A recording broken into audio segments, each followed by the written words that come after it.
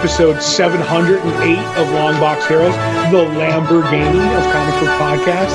I'm Todd, along with Joe. How are we doing today, Joe? I'm doing good, Todd. Good. I'm glad. I'm doing great. I feel I'm full of. You know what? Sometimes people tell me I'm full of baloney, but I think I'm ready to do this show. I had a turkey sandwich for dinner and a milkshake. That was my dinner tonight. Oh, the tryptophan is kicking in. Yeah, I don't know. I've been eating I'm 3 days in a row of eating like burgers for either dinner or lunch. We talked like no food on After Dark, so like food talk is going to be here. Right. And I know it was off mic, but Todd spoke sacrilege, and I have to shame him publicly for this. Okay. And he had said that Thin Mints aren't good.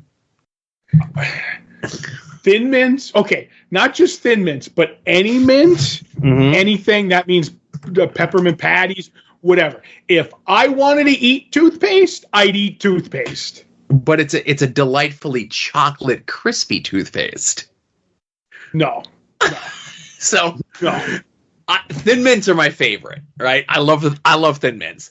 And about a week or two ago at the store, I forget who makes them, whatever the person who makes them, whatever, but they're officially licensed by the Girl Scouts of America. They're little, instead of a cookie, it's a little ball almost. Right. So and it's a chocolate crispy minty Girl Scout cookie. Oh, they were so good.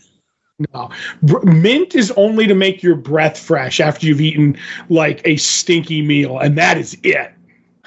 So after I have a big plate, when I go to last week, I'm tempting fate. I went to Long John Silver's, mostly as a wellness check to make sure that the one by me is still open. Right, giving it the business, So I went there. And after I eat the delicious chicken planks and big things of fish, I should eat some Thin Mints to kind of freshen my breath, is what you're saying, right? Yes, that's what you should do. All right. Duly noted. I'm putting it on the list. So what do we got to talk about on the show this week, Todd? It's a slender read of a show, Joe. In news, did you know DC is the only one who could mess up printings? Todd. We'll get to that. And, moving some movie dates around, but I'm not too worried about that one. Conventions.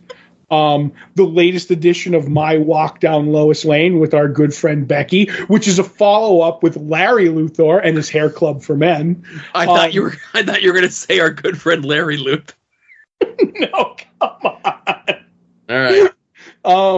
Though I may like him better. But anyway, what we read last week, which is one book, Pine and Merrimack #4. What we're looking forward to this week, Todd and Joe have issues where we reread Gail Simone's Secret Six in its entirety. And this week we're on to Secret Six Volume 3, the ongoing, Issue 1. And I think that's everything, because in a week or two we'll be getting back to TV talk with Joe's favorite show, Doctor Who. My wife's favorite show. She asks me all the time, when is the new season start up? When is he has access to a time machine, and everybody's saying, when is he going to be on? Mm-hmm. When will then be now? Exactly. Soon.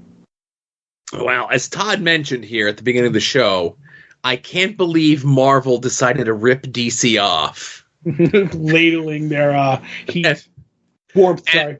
And of all the things for them to rip off, it's a printing error. Right? And again, it's one of those things that we were talking about at the shop where, I get more DC than Marvel books these days, and I know you do as well. We were talking off air, you're under 5 Marvel books on a regular basis. Right, and only 2 of them are ongoing. Right, and I maybe have a couple more than that. And I feel as though every Marvel book I get, there's an anniversary issue every 3 months. Don't get me started on that. Whereas DC, a company who is built on legacies and anniversaries and these 80-year-old characters, seemingly only do it, I don't know, maybe once a year? Yeah, and even with that, maybe sometimes even less, you know? Right, and even with that Nightwing 300, I don't think it was overpriced. You know what I mean? Like, no, where it was like regular price, but it was like say 117 and 300, and it was $4.99. But you get like the Marvel books, and it's like, oh, it's really 68 and 900. Here's a $9 book, and like, ugh, anyway, right? And then here's issue 25 of the current numbering, and then in 3 months we get issue 800 of the legacy numbering, and then in 3 months after that it's the 60th anniversary of the character, right? Listen, when Spider-Man did the extra price, like the $5.99 or the $6.99 25th issue of Spider-Man, and then they figured out that 26 was a legacy for like 900, that was kind of what they did. I was like, I'm never buying Spider-Man again. Never. Oh, well, I have to buy Amazing Spider-Man. It's my lot in life. But one of the other books, similarly, my lot in life to purchase is Daredevil, who they just had a big 60th anniversary issue with issue 8 of the current numbering. Right, because Mark. So it's one of those deals where it's a $7 or $8 book. You get your 20 to 22 pages of the main story, and then you get a bunch of like stories from classic creative teams or like new creative teams or whatever it is, right? Right, maybe a reprint. Or maybe a reprint or something, right? Like, oh, we're going to reprint the first issue of Daredevil #1 in here. Or we're going to do a thing where, like, here's every cover of every issue of Daredevil ever, right? Right. Well, this time around, not only did they forget a page from one of the backup features, they forgot an entire backup feature altogether. Oh, no. That's how they save money, Joe. They just don't print the work. Well, that's the thing. So, save money... they did send out information to retailers, urgent misprint on all cover editions. So now they got to replace like the crazy variant covers. Oh. And Todd, typically like an anniversary book, like they'll usually have like what, 1 or 2 variant covers. Mm-hmm. This one has 3, 4, 5, 6, 7, 8 variant covers. And I bet you there's more than that. Like there's like shop exclusives or somehow, you know what I mean? Right. So it's like we've been notified of the missing pages affecting all covers of issue 8. The following UPCs have been made returnable and can be reported with this affidavit returns window. Publisher will be reissuing a reprint. We recommend that you place your new orders now as soon as possible, et cetera, et cetera. The missing 16 pages do not affect the main story. Good. Yeah. So I'll keep my misprint copy. And I'm sorry, I can't believe I sold Marvel short. It was a $10 book, Todd. Oh, come on! It was $9.99. You know the trick where if you keep it under that point, people will think it's $9, like it's $1 less. You know, like if you do $39.99, it's $30 in the person's mind, not $40. It's not like they're messing up like hardcovers or omnibuses or anything else like that, are they? This is the practice run, Joe. If we could screw this up, we could screw anything up. Congratulations. Oh my goodness. Oh.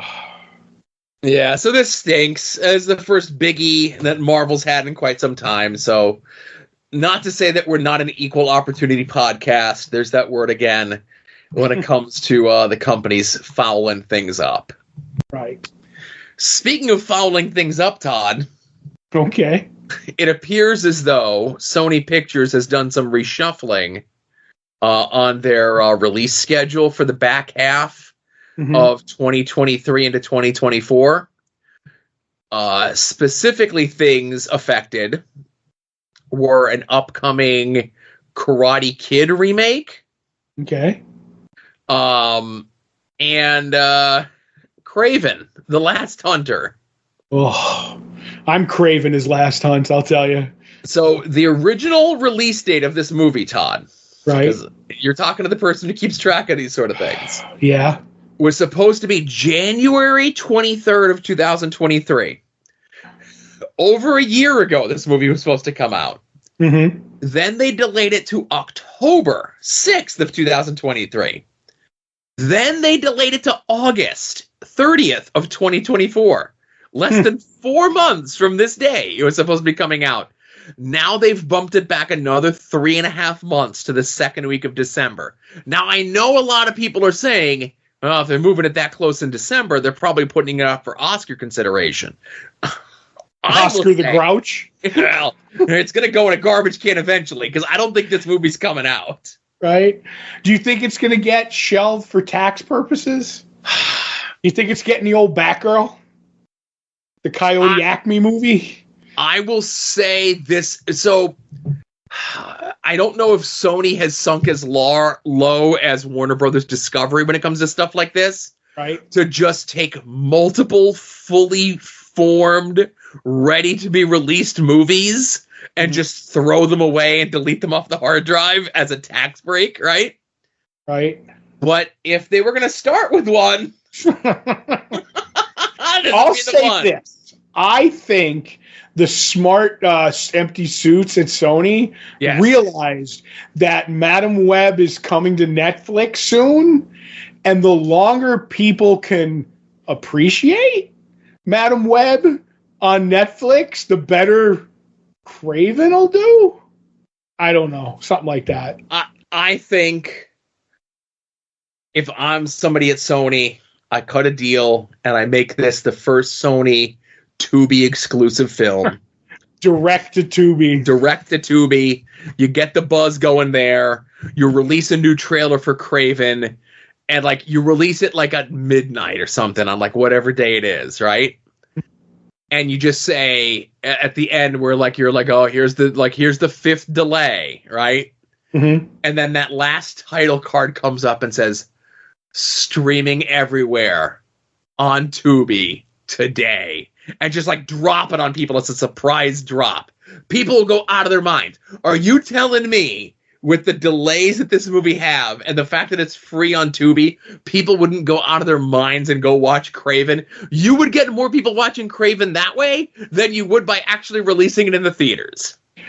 That's what they did with that third Cloverfield movie.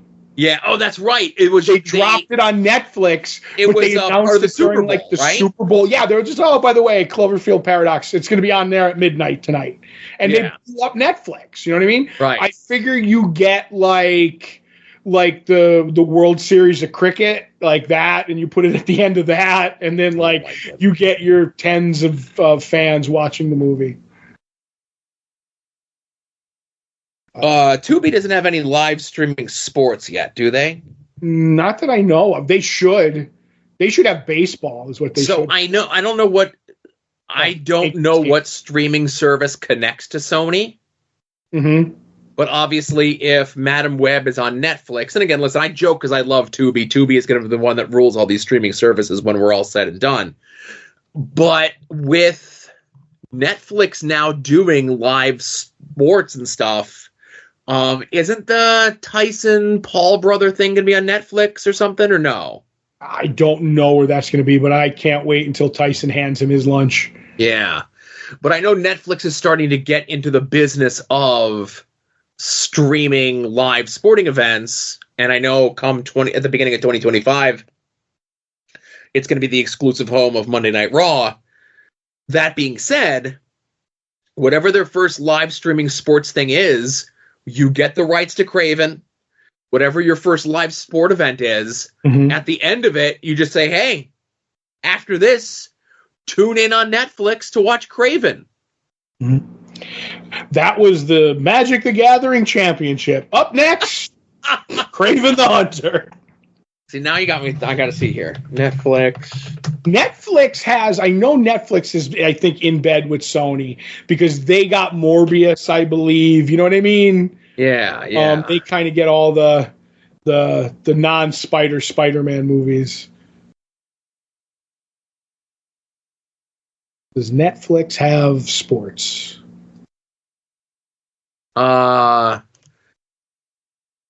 They have. Okay, so they tested things out back in November with a Formula. With a all-star golf tournament back in November. Right. And that was the first thing that they did. Netflix the Ocho. Yeah.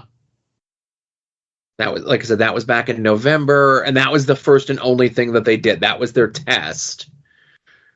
Then they did a thing with tennis, maybe? Okay. They did a tennis thing back on March 3rd, where it was a head-to-head thing with Rafael Nadal and another guy, Carlos Alcaraz. Sure. Right. It was a live thing, blah, blah, blah, blah, so on and so forth. So I know they're looking into doing more. Again, they've already done some, so maybe like whatever their next one is, they could throw Kraven on there as a bonus, you know? Right. When they get the Cleveland Browns games, they can do it. Okay. But so that's all we got in the news this week.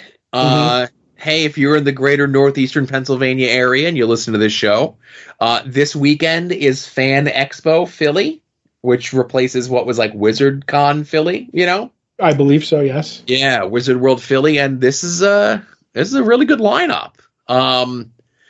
For this, you know, like media guests notwithstanding, but they got Andy Kubert, they got Ryan Otley, Yannick Paquette, Tom Grummett, Rags Morales, and then you've got a ton of Ghost Machine people there.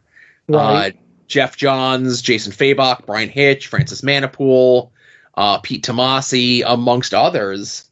So, like, obviously with the beginning of the Ghost Machine books that just came out this past month, the issue 2s are rolling out in May. If this is the deal that Fan Expo hooked up, and I don't look that far in advance on the conventions, you know?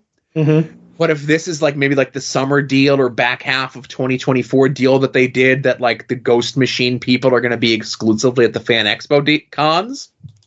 Right. I don't think they'll be exclusive because there's no way they're not going to do New York Comic Con. I get you, but you know what I mean? Like, we guarantee, like, if there's a Fan Expo coming. That, fair enough, yes. Yeah. They're like you know, again, they have a contract with them. You know, like, we got this deal, like, for the next, like, 3 or 4 or 5 or 6 or whatever Fan Expos, we got the Ghost Machine people. Mm-hmm. John's the heavy hitter, man. Like, he's up there. His name still carries a lot of weight, you know? Yes, it does. And I mean, when you can get Chevy Chase, you're a good con. Chevy's been making the rounds. Wasn't he recently, like, in our neck of the woods, like maybe like around Christmas time, doing like a... Yeah, he was doing something. I know they're doing the vacation opportunity at these cons. You know what I mean? Uh-huh. Beverly D'Angelo is going to be there, too. Still flying high, I'll say. Yep. But she took off in the late 70s and never came back down. No. All right. But if you're not in the greater northeastern Pennsylvania area, of course, this weekend is one of my favorite times of the year, and that would be Free Comic Book Day.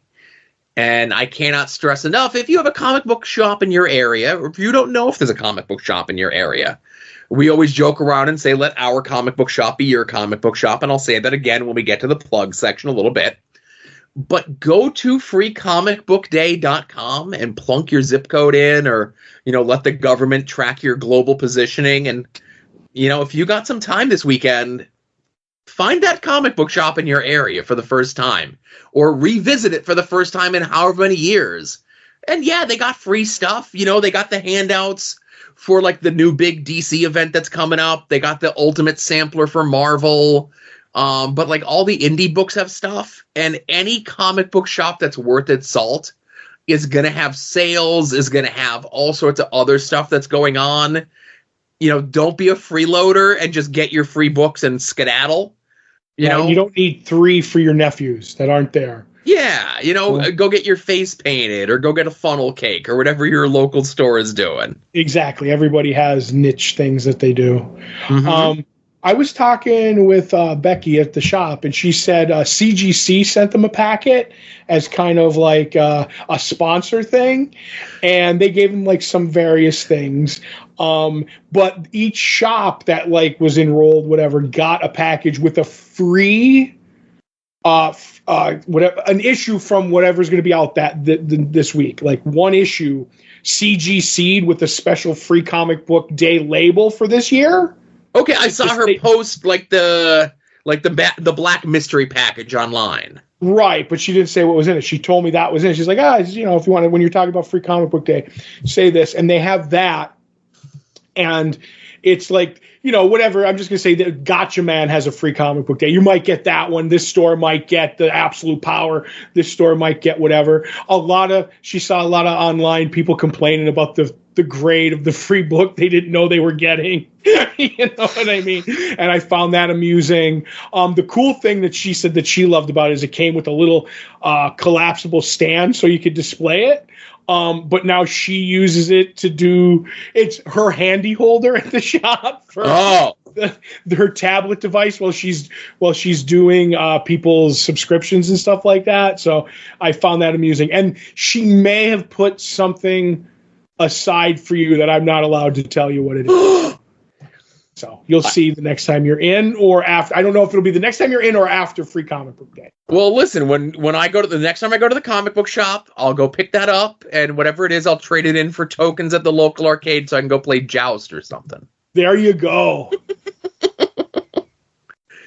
But that being said, of course, we'll kind of be all over the place with the plugs here because that's how we usually roll into things. Of course, the links to Free Comic Book Day and the links to Fan Expo Philly will be in the show notes, along with information about Soon To Be Named Network, which is located at soontobenamednetwork.tumblr.com. I'm almost certain that Soon To Be Named Network itself is dead, but at least I got the Tumblr back. Mm-hmm. Good. Yeah, it's telling me my connection's not private when I try to go to that. That's a great sign. Internet's working. At least your internet's working. Yeah, at least my internet's working. Anytime any of the shows go live, of course, you can certainly find them there. The social media for Soon To Be Named Network, STBN Network on Twitter, has a link tree for all the shows in the Soon To Be Named Network, so you can get all that information there, whether it be this show, whether it be After Dark, whether it be Profane Arguments, Puzzle Warriors 3, Porch Talk, Wings on Wings, We Need Wrestling, Final Wrestling Place, At Odds with Wrestling. Porch Talk should be back any day now, right? Maybe? I was talking. He said now that the weather's changing, it should be starting again, but we'll see. We'll see. And young Ed, formerly of Hayabusa, keeps threatening a new show. When it comes, it comes. Right. Yeah. Don't hold your breath. Definitely not. And also be sure to check out some of the other stuff that some of our friends are doing in and around the internet. Head over to progressiveruin.com to check out our friend Mike Sterling's blog. 30-plus year retailer over on the West Coast. One of my favorite blogs, even before this show or any iteration of the show was a thing. HellionsTeam.com. Kevin Hellions is his musings and writings and stuff in regards to both this show and At Odds with Wrestling. Rick Williams, the Chop Shop, over at freekaratechops.storeenvy.com. He's got like all sorts of like anime looking, muscle, old school figure looking things, wrestling stuff, alien looking stuff, funky stuff. I really love his stuff. Jason Sandberg's Jupiter is still available over at his Indiegogo. I think you can still get that a la carte.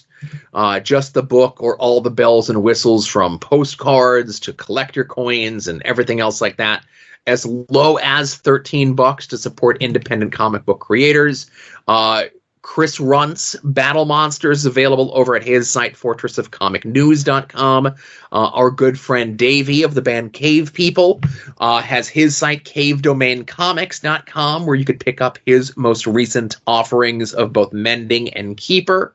And I already gave them a soft push, and I'll give them a little bit of a harder push here.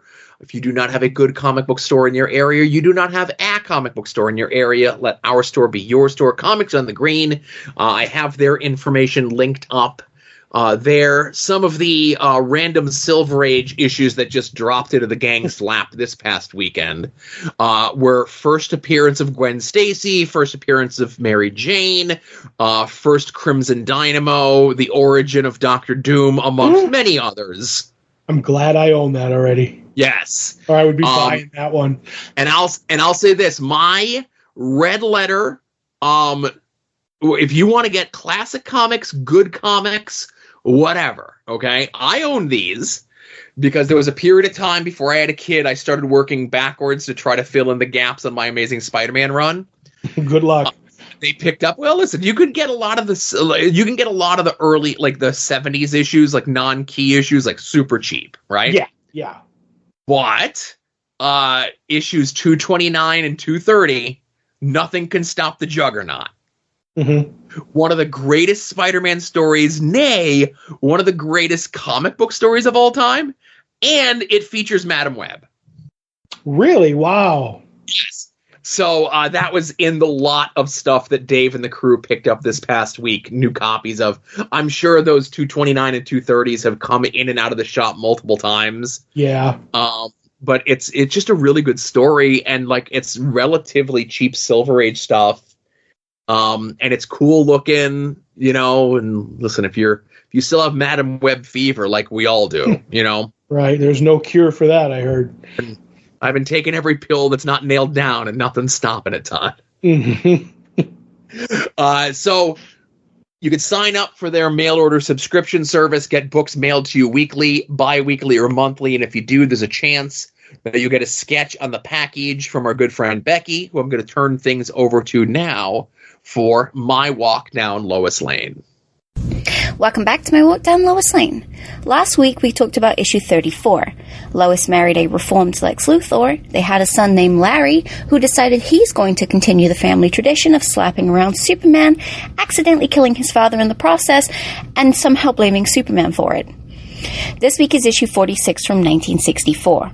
The writers decided to revisit this imaginary story 2 years later, so let's dive in.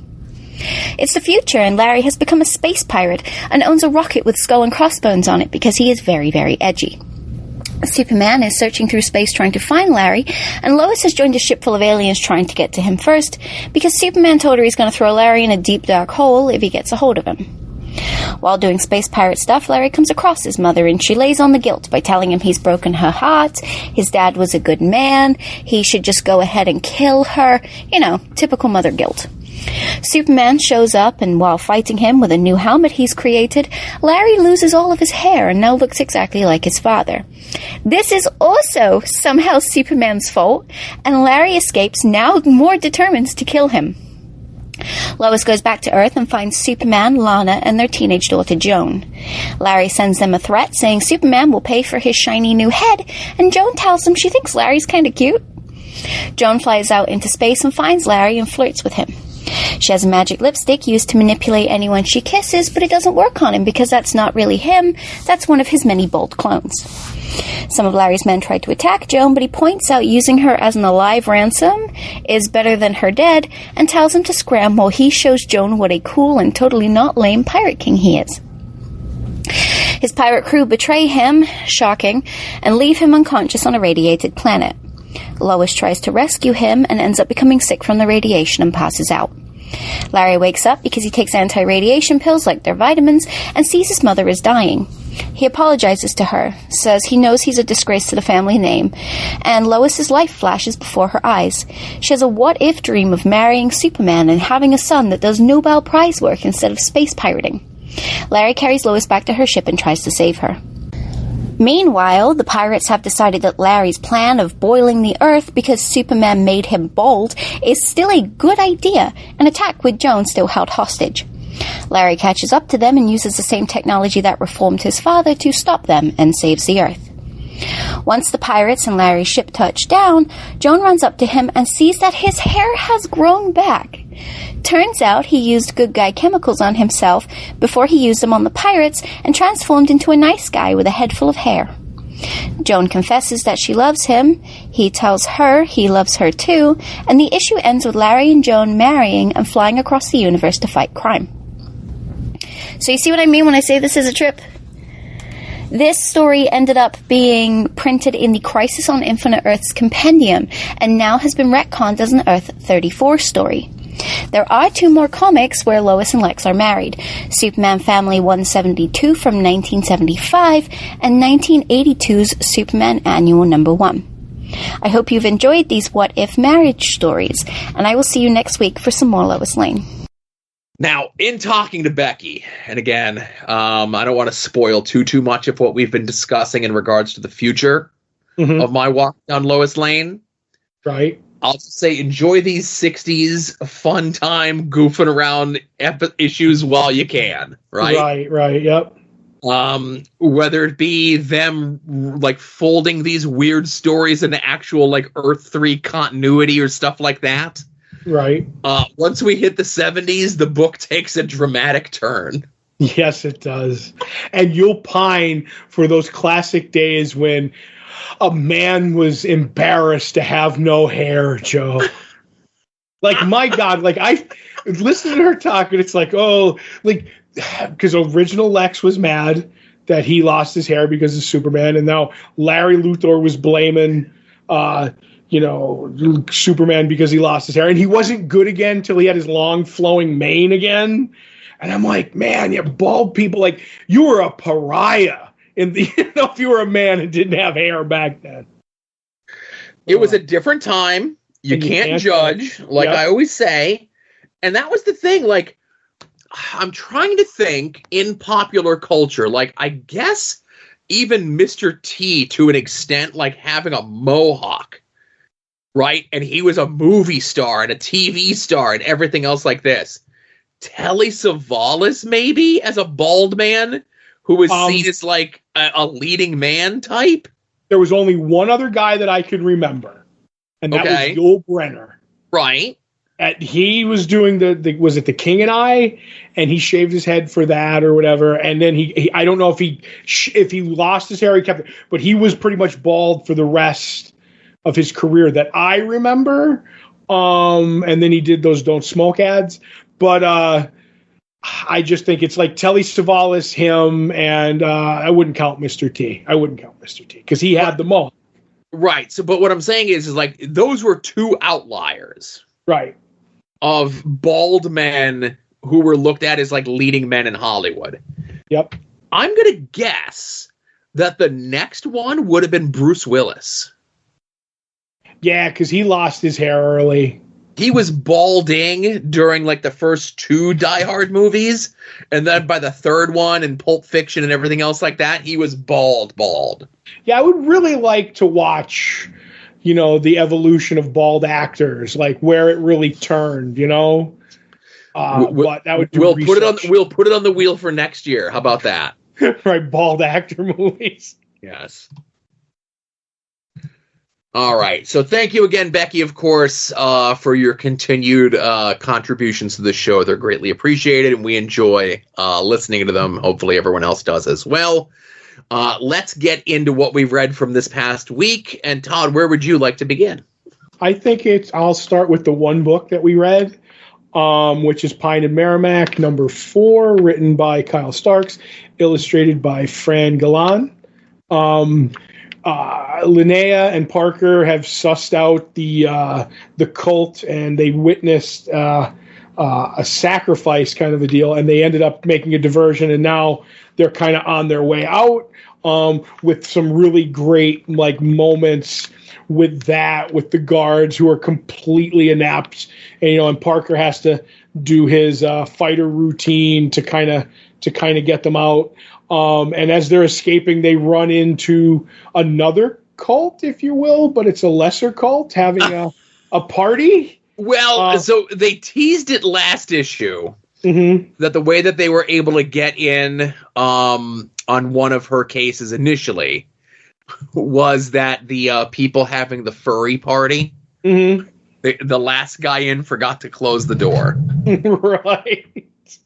And they're on their way out, and they get recognized by one of the people because they had done a case for them, and now maybe the bad guys have who they are because they talk to them, and they kind of have a reference, but they go and they talk to their what would you say, Army Navy guy to try and get some the guy the guy who runs like the Army surplus store, let's say.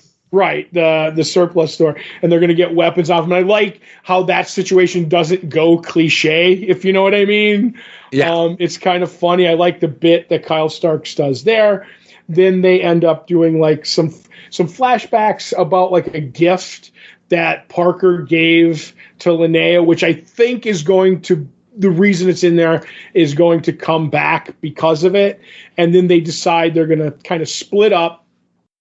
Parker's going to go get help, and Linnea's going to kind of like break into the cult thing again, and maybe things don't quite go the way they planned. I really like this issue, but I will say I honestly think you could, as much as I loved it, you probably could have condensed issue 3 and 4 and made it one story, because I kind of felt that there was a lot going on that was like, I was like, okay, I get the scenes, not a lot is happening here, and I think it could have been a 4-issue mini. And then that being said, the ending was completely spoiled for me online. But anyway.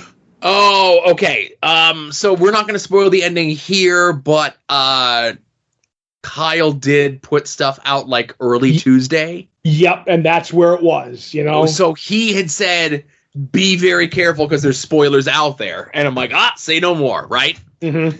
I like this issue a lot. I get where you're coming from, that maybe some things could have been condensed, but I like that we got a little bit more backstory of the Army-Navy guy. Mm-hmm. The surplus guy. Right. I like that, you know, obviously they're trying to figure, okay, we've been found out. They know that we're here. They know who we are. Where could we hide in this little small town? But like, we can't leave town. Like, we've picked up this mission. We're going to finish this mission. We can't leave town. We can't go here. We can't go there. We can't go to our place because that's where they're going to be looking for us. And they go to the homeless shelter. Right. And then it's at the homeless shelter, they run into a couple, 2, 3 people that kind of they ruined their lives through no fault of their own, just doing their regular PI work. But I think that's going to be a plot thread that comes back. You know what I mean? Definitely that angry Karen character. Yeah, like we got some of those characters introduced in issues 1 and 2. We get them come back around here in issue 4. And again, the way that Kyle tells these stories, these things all do interweave and everything else like that. Mm-hmm. I will say this, and this is just my purely speculation, as you mentioned. I'm not going to say that the end of issue 4 is a fake out by any stretch of the imagination, but I'll just say it's not what I'm going to hope that it's not what it appears to be. I definitely think what the cult's doing could rectify things. Okay. That's my take on it. But anyway, like I said, I really enjoy it. And Fran's art is amazing. I love, like, with Linnea, like, when she's freaking out because, you know, obviously they've established, you know, we're 4 issues in, that nobody likes murder, okay? Like, we can all agree on that. I'm going to go out on a limb and say people don't like murder. But she has anxiety about it. And she's pinching herself the whole way through the issue because that was her way to get over things. And then, like, the wide-eyed look while Parker's ushering her out, like, even under the mask, Fran is, like, conveying shock on her face. You know what I mean? And it's so well. And there's, like, little bits where somebody touches something and it falls apart and it just says the slightest of touch. It's an actual word that says it, but the art conveys it too. I'm like, this is all really good. Like I said, even masked people are conveying emotion, and that's a rarity in art. You know what I mean? Right. And the last thing that I'll mention here is that typically, and I have no one to blame but myself for this. Mm-hmm. And I had not been picking up or looking to see what any of the variant covers were for this. Right. But issue 4 has a variant cover by Chris Schweizer. Right. And it's awesome. Well, Chris does awesome work, but... And I'm sad that I didn't know it existed, because obviously if I did, I would have chose that over the other cover. And now it's going to be a situation where I'm going to have to get this cover as well. Very rarely do I double dip on stuff, but this is such a fun cover. I really want it. Right. But like I said, that's on me. That's my laziness. I should have looked. I've learned my lesson. You have to be more diligent when it comes to ordering and buying your comics, like me, Joe. That's right. I should take a page out of your book. Right. So that's what we read from this past week. It was a light week. This upcoming week's kind of a light week too, kind of, sort of, I guess. Every Tuesday around noon, we put up the pull post over at longboxheroes.com, which is a link to all the books that are coming out this week, whether you get your books in print, whether you get them digitally, whether you get them sent to your home, However it is, you get your books, be forewarned, be forearmed, know what's coming out this week. Todd and I attempt to guess what the other is most looking forward to coming out this week. Todd is currently in the lead over me with one correct guess. Right. And again, obviously your list is a little bit bigger than mine. You go first anyway, so none of what I'm saying matters, right? Right, like most of the show. But I'm looking over your list, and I'm just taking a wild swing at this one because there's two that I think. But is the book you're looking forward to most Deadpool and Wolverine World War III #1? It is, actually. It because is. It's Joe Kelly. I looked that up today. Yeah, it's Joe Kelly. You're a big Joe Kelly fan, so. Yeah, he's. You know what? Some would say he's Deadpool's actual father. How do you like that? Well, he's definitely a scripter. One of, not the scripter, but one of. I would give him a little bit more. Now, your list is a little bit more tough because I'm gonna fish some things here. It's definitely not the Nightwing annual. Right, because Tom Taylor didn't write the Nightwing annual. Oh, okay. So I'm not buying that. I think it's not the Zorro issue 4. I'm being quiet. Okay. I'm going to guess the book that you're most looking forward to coming out this week is Blood Brothers Mother #1. It is Blood Brothers Mother #1. Tough to say real fast. Yes. Do you know what it's about? Anything about it? All I know is it's by the creative team that brung you 100 Bullets, and it's a Western. Yeah, it's all I needed to hear, Joe. Yeah. And I grabbed it. To be honest, that jumped to the top of the list. If it wasn't that, I'm just shooting because I don't know. It might have been Space Ghost or like you said, there's like Get Furious, Garth Ennis too. There's a lot of fun books this week. So right. I'm going with that one. And that's so the Blood Brothers Mother, for some reason, I thought that was later. So did I. I was confused on the order of books coming out, but it's not later. And the other problem not that I have with it because I know about it, is that it's it's 48 pages, so I'm fine with that. It's $8.99. And it's a magazine cardstock bound book. It's square bound. Okay. And it's not oversized. I'll say it'll fit in a magazine bag. You know what I mean? It's a black label size. Let's put it that way. Okay. But the covers are I was at the shop and saw the covers. They're gorgeous, Joe. Perfect. I'm excited to, and it's just a one shot, right? It's not like an ongoing or anything. No, I think it's a mini. Oh, okay, interesting. I'll look that up really quick. See, I don't know. I'm 99% sure that it's a ongoing, not an ongoing, a mini. Sorry.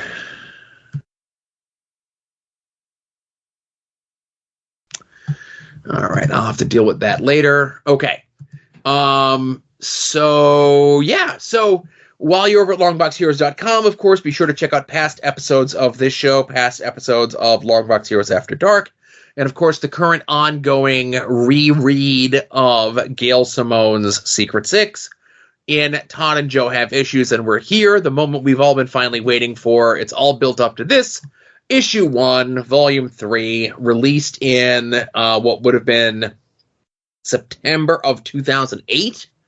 Mm-hmm. And, obviously on a different iteration of this very show here, this was a book that we were on from almost the very beginning, if not from the beginning. Right. And for the 3 years running that this book was coming out, this was like our favorite book of the year.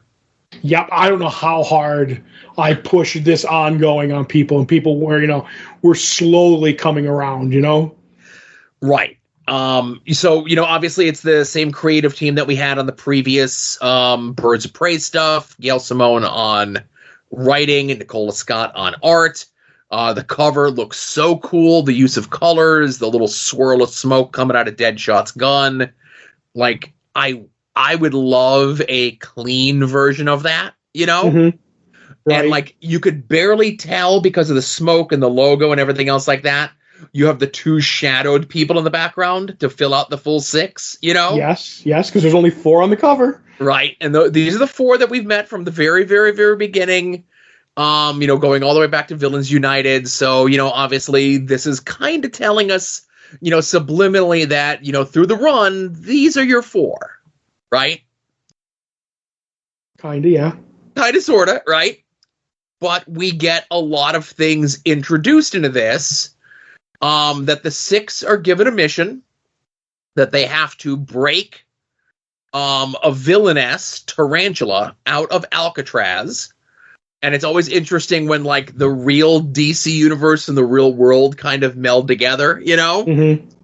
That they have, like, Alcatraz exists in a world where Arkham Asylum exists, Right. And, like, you have your DC-centric specific cities in generic, like, Gotham City really could be anywhere, right?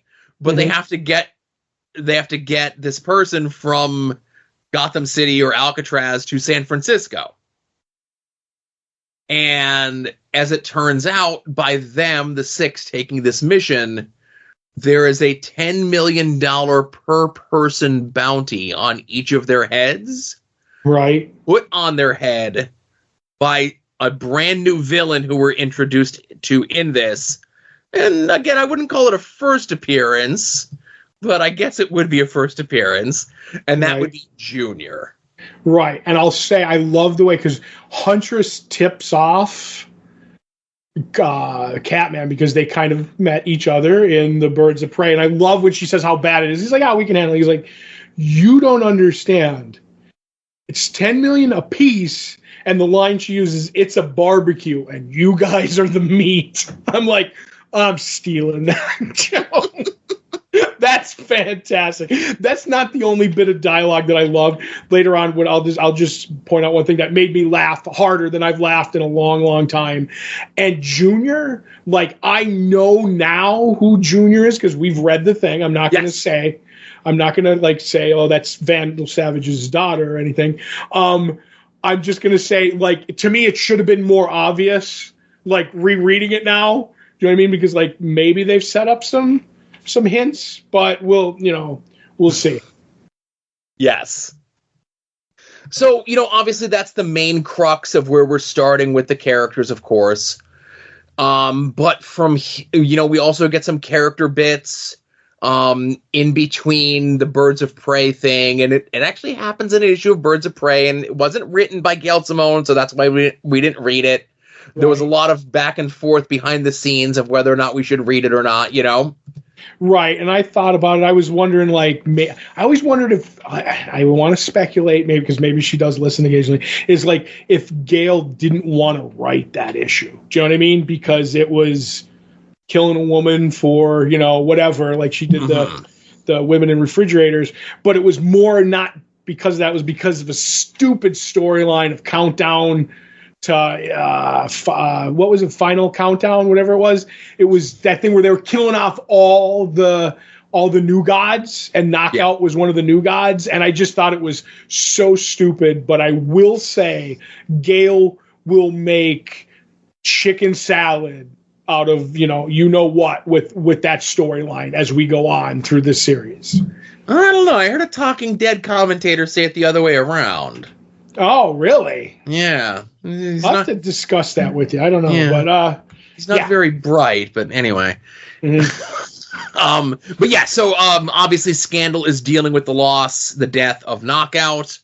The rest of the boys' crew maybe picks the wrong way to go about it, but right. it definitely works because it kind of helps snap Scandal out of the drunken funk that she's in, and to kind of get focused on the mission. We have the, I guess, buddy, I don't want to say buddy cop, but the buddy relationship that's developing between Catman and Deadshot, and we saw a little bit more in Birds of Prey than we did in the previous issues, and we get to see it a little bit more here, where Deadshot is getting to be a little bit more loose, a little bit more like, I don't want to say the comic relief of the team, but he'll definitely like come up with a one-liner, or like he definitely lives to needle and give Catman a hard time. Yes, and it's very clever. It's not just stupid shtick. Yes. Because the whole gist of them is like Catman trying to tell Deadshot, maybe I should go straight and maybe we should go straight. And he's like, and he's trying to explain it, and he's talking about, which I find interesting, like good, bad, heaven and hell, if you know what I mean. Yep. So I was like, oh, okay.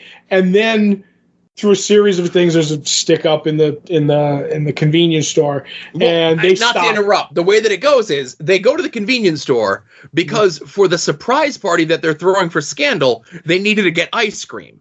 Right. And they're going through the ice cream thing and having a very casual conversation about like good and evil while a bunch of Nazi skinheads are holding up the place. Mm-hmm. And they're just like unfazed by it. And then the Nazi skinheads are like, hey guys, what's the thing here? And they're like, all right, well, I guess we have to deal with this now. And Deadshot gives them lessons on how you're properly supposed to do a stick up. And then shames Catman and says, well, if you really were on this path to redemption of being a good guy, you just left two defenseless people in there with a bunch of Nazi scumbags. Right, and a couple of minorities who are witnesses to their crime. Yeah, and obviously, and then when it's over, and like Catman hands them their lunch viciously, recapping the thing. Well, maybe I should become a hero, and he's like, after he beats the livid daylights out of him, yep, Justice League should be calling any day now, General Glory. Gale dropping a General Glory reference, big props, right? And then he's like, you know what I thought was particularly noble and heroic and all Teen Titany? The bit where you were choking that one skidhead with the whole huge thing of beef jerky. Surprised he didn't ask for an autograph right there. And he's like, let up. And he goes, and when you broke all those guys with your teeth with your foot, I think I've seen Captain Marvel do that once for charity, as I recall. Joe, I've read this years ago, read it a couple of times. The whole Captain Marvel kick somebody's teeth in for charity is one of the greatest lines I've read, to just stick it to somebody in a comic. Absolutely love it. But, Joe, is there somebody new in the background? So there is. So we are introduced to the fifth member of the Secret Six. Mm-hmm. And, listen, I don't want to give too much away in regards to this, but it's Bane. Yeah. And I love the way Gale introduces him as he's already a member of the team. There's no explanation why he's there, how he's recruited, and it makes me want to know more without going, this is stupid. Do you know what I mean? Like, I love it. It's like, tell me how Bane got wrapped up in all of this. And it's, we do get there. We do get that story. But it's crazy to think at this point in 2008 that Bane is more or less a forgotten character in the world of not only the greater DC universe, but also in Batman in general. Right. To think about they're using Bane in Secret Six. Like we have been taught that if you are in Secret Six, you are a forgotten character. Right. Maybe like we always use Deadshot as the one. You know what I mean? Like he kind of had some street cred before that. But I was actually shocked to see Deadshot or Bane show up as the villain in this. As not the villain, but as one of the members. As part of the Secret Six. Right. And we get a mention that along the trip that we're going to meet the sixth member who we don't know who it is yet, Right. We don't know. And if I remember correctly, we don't know for some time. Right. I don't know. It's probably in the storyline because they meet them along the way, right? Okay. So it's within, like, if we're collecting this, and again, I do have it listed here of just like what the current hardcover collections are, Mm-hmm. But I think it's within the first trade. We do find out who it is in the first 6 issues. Right. But obviously we don't find out here. I don't think we find it out until like maybe almost like the end of issue 4, beginning of issue 5, maybe. Right. Yeah.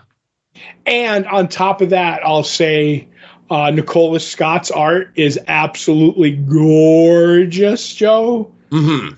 Gorgeous. The bit with like the party that they throw for Scandal, and they bring in the woman who looks like Knockout. The bit where she does just enough to make a difference when we see them back to back in the panels, kind of a deal. And one has green eyes and one has blue eyes, and you're like, okay, one's Knockout, one's this dancer, and I'm like, this is absolutely gorgeous. And I'm wondering if this character will be throwaway or not, but we'll see.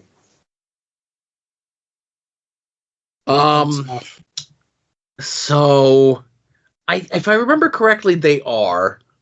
It's just like a one-time shot for this person. But that being said, outside of, obviously there's ties to the greater DC universe. And whether it be 2008 or 2024, if you can get a little bit of that Batman bump, take it. But outside of like Huntress being the tie to the Birds of Prey stuff and Batman showing up on the last page, this is all more or less self-contained. Yep. Obviously, if you read Batman, you know who Bane is, but I would certainly say the Bane that you knew from Batman is not the Bane that's in this. I don't know. I know what you're saying. It is that Bane, but he's different. Yeah. I don't think I don't remember, because that's one of the things, the Bane I remember the least about. Mm-hmm. But I think he's not as ragey, maybe. I don't know. I'm actually looking forward to remembering along the way, So I think a lot of where people fall off, and I far be it from me to be a Bane defender by any stretch of the imagination, but I think in this Gail Simone Secret Six run, you'll definitely be a Bane understander. Right. I say this about Bane.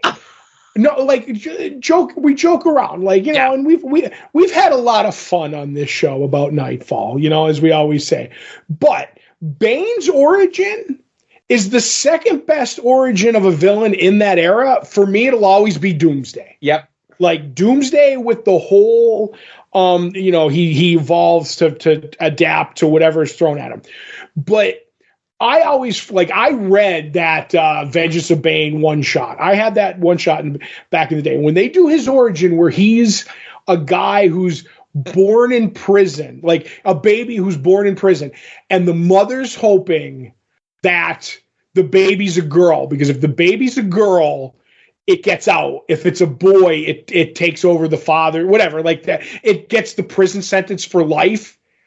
And I was like, that's a horrible origin in a good way. Do you know what I mean? Like, I was like, this is really good. And he that's how you make a villain. Yeah. He grows up in the prison, and, he's trained because he has to survive. And then in the end, he does the experiment to get out, and he breaks loose. And then they're like, oh, nobody's going to get off this island. There's all sharks out there. And he jumps off the island and kills sharks with his bare hands to get away. I'm like, this is how you tell an origin story, my man. So I will never bag on Bane being a great character. I just thought he ushered in a bad character later on. And that's the thing. That's no fault of his own. We're talking about him as though he's a living, breathing person. Right. This is a documentary, by the way. You have that origin. You have Nightfall. And again, I don't bag on Nightfall. I bag on the stuff that comes after Nightfall. Right. But Nightfall essentially is, Bane's plan is, I'm going to release every villain from Arkham Asylum. And after Batman has put them all back in, and he's tuckered out, and he needs a nap after he's playing his mandolin, I'm going to go and I'm going to break his back. And then I'll be the new Batman, right? That is a brilliant strategy to take out Batman. And I'm surprised villains don't do it every month. So again, he's set up as a credible threat and as a brilliant strategist. Strategist, there you go. And then after this story, he's never that again. For the next 15 years, he is used as muscle. He is used as a background character. He is used as a punchline after this. Sometimes people until Secret Six. Right. Sometimes people only have one plan in them, Joe. I don't know, man. There's so many people. It's like Joker's got one plan. It's kill Batman. Well, Joker's plan has been like, Joker gas, and I'm going to make everyone a Joker like me. Then am I special anymore? Then there's all Joker. Anyway. No. But what I'm saying is this Secret Six is Bane's redemption arc. It's a Catman glow up 2.0. There you go. Perfect. And not any discrediting to Villains United One Shot, Birds of Prey, all the other stuff that we read from this. The Secret Six miniseries, okay? This is what I've been waiting for. This is to me the best of the best. These 36 issues, I say 38 because you get the Suicide Squad Blackest Night thing and the Doom Patrol crossover. Right. So 38. These 38 issues altogether is one of my favorite runs of comic books of all time. It is sneaky good. Yes. Like, that's the best way to describe it because, like, everybody talks about their Sandmans, they talk about their Watchmens, but you don't. And I think the part that has hurt Secret Six is those trades were went out of print and were very hard to find. Like, I would be able to, if these books were still in print, I would be able to fawn this off on people and people would read this and be like, give me the second trade. You know what I mean? Yep. But I'm not handing out my issues. You know what I mean? Because that's all I can get. Soon to be, by the omnibus. Again, omnibus. We talked about it. Omnibus in stores second week of July or January or June. I'll get there eventually. It's a J month. Second week of June is when it will be in stores. Right. And then that's the first half, I guess. So yeah. I can't wait to read the rest of this.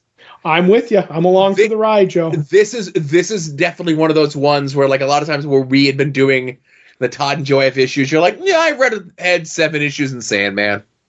Mm-hmm. Obviously things have been busy and time and everything else like that.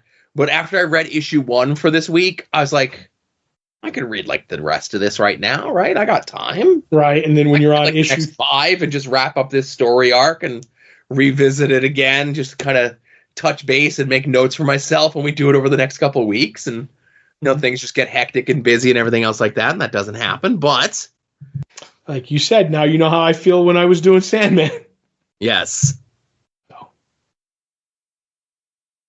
So that is it for this week, right? Plugs, real plugs. We gave everybody else's plugs. Now we'll do our plugs. Shirts and pins and stickers. Shoot me an email. I'll sell you some. I'll give you some. I'll do something with them, right? Right. Make any and all of your eBay purchases through our eBay affiliate link. This page contains affiliate links for eBay. We may receive a small commission on purchases that you make. You could use the affiliate link anytime that you want to buy anything from eBay and support us at the same time. Yeah. But the bestest and my favorite way to support us is to sign up for our Patreon. Patreon.com/LongboxHeroes for as little as $1 a month. You're going to get 2 bonus shows from Todd and myself. You're going to get Previewing the Past, where we look at 30 years ago this month's previews catalog. We already have the full catalog up for May 1994, which we'll be recording this weekend. And for the non-paid folks, we got a tease of some of the stuff that's in there. Mm-hmm. I always like, handpicking the few pages that we put out there as the tease, just to tickle you a little bit, to come on in, right? See what we're talking about. Mm-hmm. And we also got comic book oddities, where we're looking at some of the lesser known, maybe purposely forgotten, canceled pilots, TV movies, pre-Marvel Cinematic Universe comic book stuff. We're hot off the heels of Superman 3, where I think we redeemed Superman 3. Superman redeemed. Yes, just like Bane is redeemed in Secret Six, Superman 3 is redeemed by us in the Patreon. Maybe. So $5 a month is going to get you those 2 bonus shows 2 weeks before everyone else. It's also going to get you After Dark 2 days before everyone else, so you can listen to these shows in the correct listening order. no matter what level you are on the Patreon, you're going to get those full scans of those catalogs for the previews that we talk about. High quality, expertly done scans going all the way back to 1990. We've been doing Previewing the Past for a very long time. Oh my God. And I love doing it. Mm-hmm. You know what, Joe? I think they're both good, but I'm coming around on the oddities more. Yes. I don't know. I mean, I have fun on both, but man, oh man, when you get a good oddities movie, and by good I mean bad. Oh my God. You know, while we're talking, there was one that Todd mentioned off mic, and let me just see if I could find it somewhere else. Right, because it's not on Tubi, which shocked. Shockingly, not on Tubi. Till all are one. I can get it off one of my opportunity sites. There you go. You mean you could buy the DVD is what you're saying? We'll watch it together. Yes. Gotcha. Add it to the wheel. Yep, it'll be added to the wheel, and we'll discuss it when we do Previewing the Past, maybe this week. Maybe. Fair enough. Yep. All right, so now that's it. That's the show wrapped up, right? That's everything, I believe. I don't think we have anything else to talk about.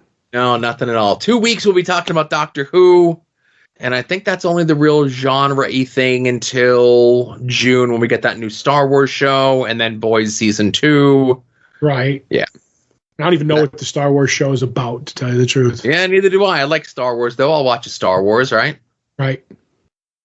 All right. Well, everyone, thank you very much for listening. This was episode 708 of Longbox Heroes. For Todd, this is Joe saying we'll see you all here next week. Remember, be a faucet, not a drain.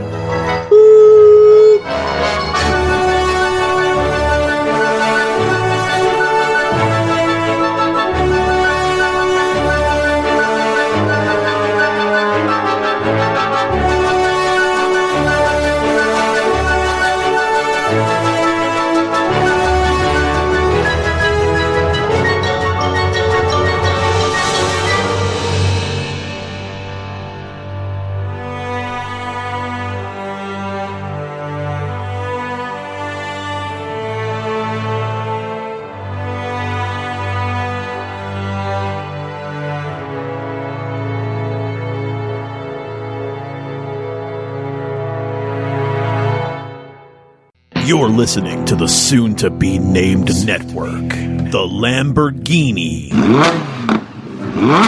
of podcast networks. The Rob is a Longbox hero. The Rob is a Longbox hero. He gives us five stars.